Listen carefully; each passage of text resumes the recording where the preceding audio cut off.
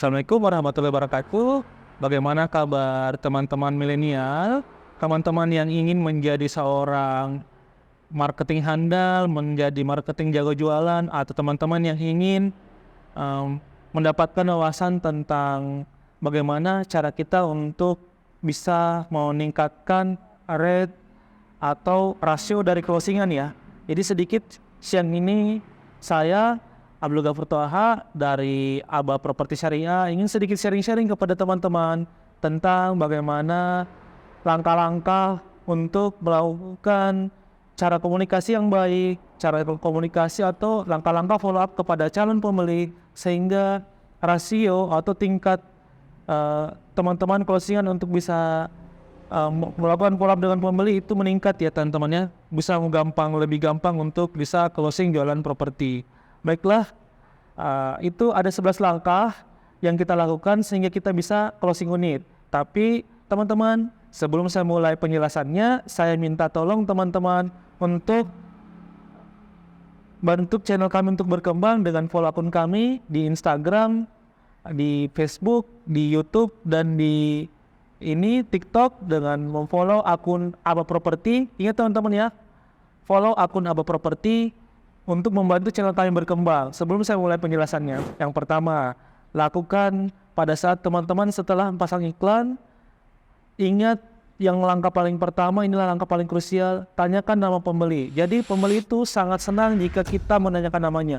Jadi pada saat ada chat yang masuk di HP teman-teman, berapa harga rumahnya, berapa harga kaflingannya, ingat yang paling pertama yang dilakukan adalah tanyakan nama pembeli. Mohon maaf, dengan bapak siapa atau ibu siapa. Itu yang pertama. Setelah teman-teman mengetahui, teman-teman bisa simpan nomornya sehingga lebih memudahkan lagi manakala kita melakukan follow up kepada pembeli, karena pembeli itu senang kalau kita menyebut nama mereka. Itu yang pertama. Kemudian setelah teman-teman men-save atau menyimpan nomor calon pembeli, bapak siapa, bapak atau ibu siapa ya, itu kemudian yang kedua adalah kita lakukan memperkenalkan diri. Jadi kita lakukan perkenalan diri. Jadi kita sampaikan dengan bapak siapa, bapak fulan, misalkan perkenalkan Pak, nama saya Ghafur, seperti itu. Terima kasih bapak telah menghubungi saya. Artinya kita sebut nama kita sehingga pembeli bisa lebih akrab kepada kita. Kemudian berikutnya lagi setelah kita perkenalkan ke diri, kita melakukan edukasi tentang properti syariah. Itu yang penting teman-teman, karena kita bergerak di properti syariah di mana kita itu ada nilai dakwahnya di situ. Dakwahnya itu apa teman-teman?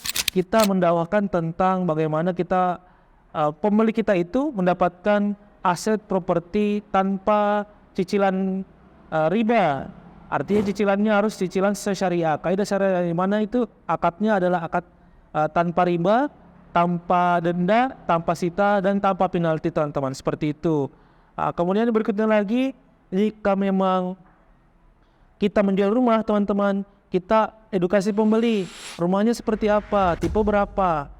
Kemudian misalkan kalau rumahnya inden, kita harus edukasi pembeli juga.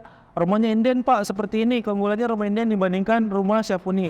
Dan itu ada di channel sebelumnya ya, kami sudah jelaskan tentang keunggulan rumah inden. Makanya teman-teman follow ya akun kami ya. Nah kemudian yang berikutnya lagi teman-teman, setelah kita lakukan edukasi, kita bina hubungan namanya. Jadi kita basa-basi sedikit sama pembeli. Contohnya, Bapak Ibu, asal kamu dari mana Bapak Ibu? Oh, dari orang Sopeng. Oh iya, kebetulan saya juga dari orang Sopeng, misalkan. Atau Bapak Ibu, ini aktif di komunitas apa? Komunitas, misalkan komunitas panahan sunnah. Oh, kebetulan saya juga aktif di komunitas panahan sunnah. Itu sehingga tercipta kedekatan dengan pembeli kita. Kemudian yang berikutnya lagi, yang paling penting lagi setelah kita melakukan namanya memperkenalkan, menanyakan nama pembeli, memperkenalkan diri, melakukan edukasi tentang konsep syariah, kemudian edukasi tentang keunggulan rumah, kalau memang dia tanya rumah. Kemudian yang kelima, bina hubungan. Yang berikutnya lagi, poin ke-6 Bapak Ibu, itu adalah gali kebutuhannya teman-teman ya, gali kebutuhannya pembeli teman-teman. Misalkan dia tanya dulu, Bapak butuh rumah apa? Saya butuh rumah tipe 45, maunya 3 kamar atau yang 2 kamar, maunya cari tanah kafling untuk investasi atau maunya kafling yang untuk siap bangun. Itu juga sudah ada dalam YouTube saya atau ini konten yang kita sudah buat, nanti teman-teman bisa buka ya, sudah kita jelaskan sebelumnya. Kemudian setelah gali kebutuhan, Yang berikutnya lagi, poin ketujuh yang tidak kalah pentingnya adalah share keunggulan produk. Jadi teman-teman harus menguasai produk. Itu adalah langkah yang tidak bisa kita tawar-tawar ya. Jadi kalau teman-teman mau jago jualan, jago follow up user, atau jago dalam melakukan aktivitas prospek yang banyak, pembeli yang banyak kita mau ini, yang berikutnya kita harus lakukan adalah kita harus share keunggulan produk, harus kuasai produk. Misalkan rumah yang teman-teman pasarkan, itu apa keunggulannya? Misalkan dia punya bata dindingnya itu bata merah, kemudian dia pakai genteng, kemudian dia bebas banjir, legalitasnya free dan seterusnya. Nah, kemudian yang berikutnya lagi teman-teman, setelah share keunggulan produk, kita melangkah ke poin ke-8. Poin 8 itu berikan informasi lengkap produk. Apa informasi lengkap? Mulai dari set plan, kemudian mulai dari jarak, fasilitas yang ada, dena, kemudian dekat dengan lokasi rumah sakit misalkan atau dekat sekolah. Itu penting juga untuk meningkatkan rasa ketertarikan atau atensi dari calon pembeli kepada teman-teman. Setelah poin ke-8 kita sudah lakukan, kita melangkah ke poin ke-9. Poin ke-9 itu adalah share progress lokasi. Itu penting. Jadi user sangat percaya sama kita manakala kita bisa memberikan mereka progress yang sesuai dengan yang mereka harapkan. Jadi penting sekali teman-teman datang ke lokasi proyek dan langsung melakukan foto dokumentasi sehingga bisa dikirimkan kepada calon pembeli. Nah, kemudian yang berikutnya lagi tentunya di mana-mana pembeli tanya harga ya. Itu kita bisa tanyakan, kita ketik angsuran DP-nya. Jadi misal kalau rumah angsurannya adalah DP-nya adalah DP 50 juta, kita ketik bisa dicicil 15 juta selama 1 bulan. Itu salah satu trik sehingga pembeli merasa ringan, karena biasanya pada umumnya kalau properti syariah itu dia lebih mahal DP-nya.